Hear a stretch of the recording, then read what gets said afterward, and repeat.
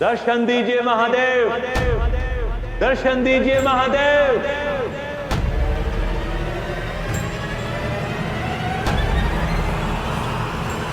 दर्शन दीजिए महादेव, महादेव जी दर्शन दीजिए, दर्शन दीजिए महादेव, महादेव दर्शन दीजिए।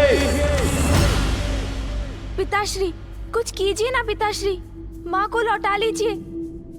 तुम्हारी माँ अपना निर्णय ले चुकी है पुत्र। अब हमें भी अपने कर्तव्य के निर्वहन के लिए अपने निवास लौटना होगा। पिताश्री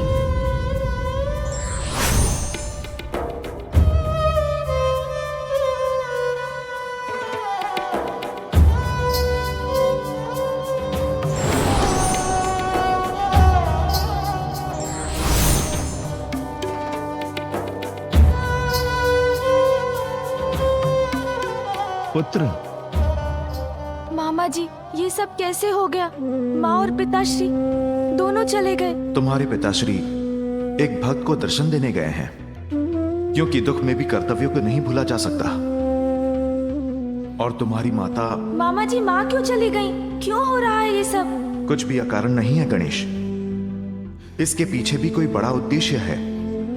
किंतु ये सत्य है कि महादेव और शक्ति एक दूसरे के बिना अधूरे हैं, और यह भी सत्य है कि हम सभी उन दोनों के बिना अधूरे हैं।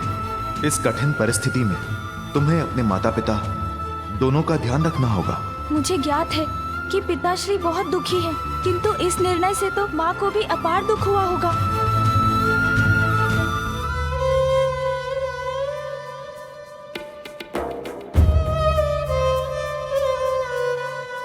जगत पिता क्या मर्यादा से परे है? आप अपनी भूल कब स्वीकारेंगे महादेव? मैंने भी तुम्हारे बिना हर पल हर क्षण उतनी ही पीड़ा सहन की है। अंत का सुर भविष्य अंधकारमयी बना सकता है, किंतु महिषासुर ने जो किया उसका उत्तरदायित्व कौन उठाएगा? तो क्या अब आप भी कैलाश का त्याग करेंगे महादेव? ये क्या कर बैठी मैं? नदी की धारा तट को धुतकारते, वृक्ष में जीवन संचार करने वाली उसकी जड़ ही उसका आहत करते। स्वामी, आप तो मेरे सर्वस्व हैं। आपसे दूर मैं कैसे रहूंगी? स्वामी, स्वामी, स्वामी। महादेव जी दर्शन दीजिए, दर्शन दीजिए महादेव, दर्शन दीजिए महादेव।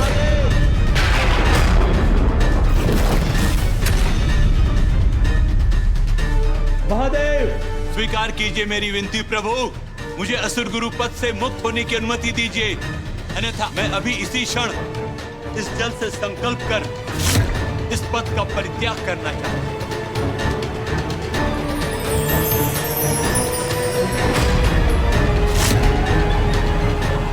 शुक्राचार्य,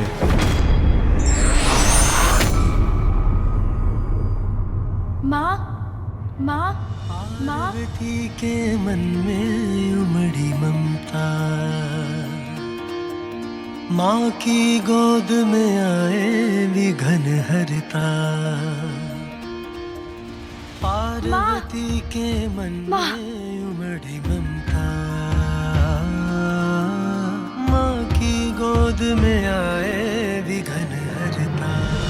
शुक्राचार्य, असुर गुरु के पद पर मैंने तुम्हें स्थापित किया था, तो मुझसे विचार किए बिना उस पद का परित्याग करने का निर्णय कैसे लिया तुमने? विचार कैसा प्रभु? स्थिति स्पष्ट है, देवताओं को अमृत प्राप्त है, मेरे असुरों को क्या? वो तो कभी भी विजय का मुख नहीं देख पाएंगे। तो क्या लाभ है असुर गुरु होने का, जब उनकी मैं कोई सहायता ही नहीं कर सकता? उन्हें पराजित होते देखना ही मेरी नियति है। किंतु किसी भी परिस्थिति में पद का परित्याग करना कायरता है भृगुपुत्र।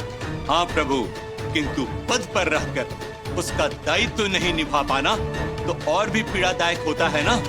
इसलिए असुरों के साथ न्याय कर उन्हें भी अमृत प्रदान कीजिए, अन्यथा आप मुझे इस पद से मुक्त कीजिए प्रभु। शुक्राचार्य, मैं तुम्हें अमृत तो नहीं दे सकता, उचित है प्रभु, किंतु किसी के साथ अन्याय भी नहीं होने दे सकता। महादेव, असुरों और देवताओं के मध्य न्याय और अन्याय का भेद जिस उपाय से मिट सकता है आप अस्वीकार कर चुके हैं। मैं असुरों को अमृत नहीं दे सकता, किंतु देवताओं के साथ युद्ध करने के लिए अमृत तुल्य विद्या, मृत संजीवनी प्रदान कर सकता हूं।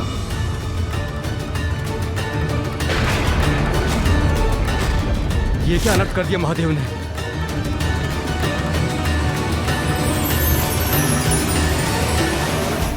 इस विद्या से तुम मृत असुरों को पुनः जीवित कर सकोगे। मैं धन्य हुआ भोलेनाथ। समस्त दैत्य असुर राक्षस कृतार्थ होंगे आपके इस न्याय से।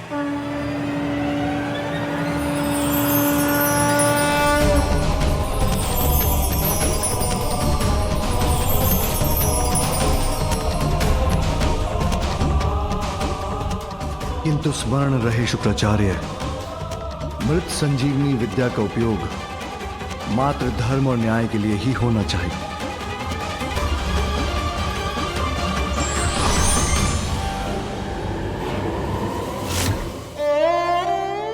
आप और पिताश्री तो एक दूसरे से पूर्ण होते हैं माँ, तो एक दूसरे से विलग होकर कैसे रह सकते हैं? चलिए माँ, लौट चलिए कैलाश। पुत्र, खड़क का प्रहार सहा जा सकता है कि तू अपनों के तीक्ष्ण शब्दों की धार किसी भी खड़क से कहीं गहरा घाव करती है। जो तीक्ष्ण शब्दों का प्रहार मैंने तुम्हारे पिताश्री पर किया है वही अनेकों गुना होकर मुझे सता रहे हैं। अब जो करना है मुझे ही करना होगा, इसीलिए तुम जाओ पुत्र। तुम्हारे पिताश्री को तुम्हारी आवश्यकता है। तुम जाओ पुत्र। माँ मत जाइए माँ, माँ रुक जाइए, माँ मत जाइए, माँ रुक जाइए, माँ रुक जाइए, माँ रुक जाइए। देवताओं को पराजित करने का यही उचित समय है जब अपनी शक्ति से वंचित है महादेव। और मृत संजीवनी विद्या की शक्ति है मेरे पास, किंतु एक योग्य अर्थात प्रचंड असुर ही सिद्ध कर सकता है मेरा मनोरथ। वो बलशाली असुर योद्धा कौन है? अंधकासुर। वो असुर जो अकेला ही देवताओं को पराजित कर सके।